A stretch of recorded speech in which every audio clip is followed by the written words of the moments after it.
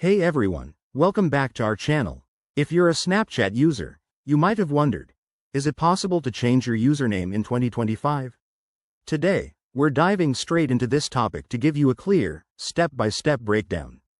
Let's get started. First off, your Snapchat username is like your unique digital fingerprint.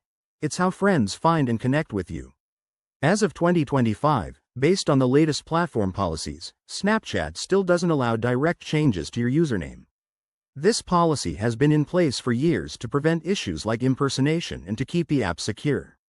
But don't worry, we'll explore if there are any workarounds or updates on the horizon. Why can't you change it?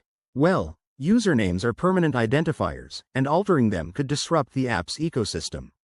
However, Snapchat has been evolving, so it's worth checking their official help center or app updates for any new features. Rumors suggest that by 2025, they might introduce limited options, like verified name changes under certain conditions, but nothing is confirmed yet. If you're dead set on a fresh start, here's a quick alternative. You can create a new Snapchat account with your desired username. Just remember, this means starting from scratch. You'll lose your friends list, chat history, and saved memories.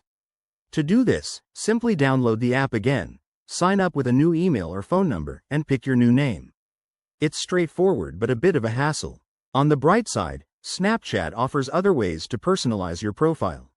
You can update your display name, add a Bitmoji, or use stories to show off your personality without changing your core username.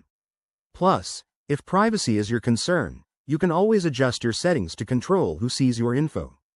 In conclusion, while changing your Snapchat username isn't possible directly in 2025, keeping an eye on future updates could bring good news. If you have any tips or experiences, drop them in the comments below.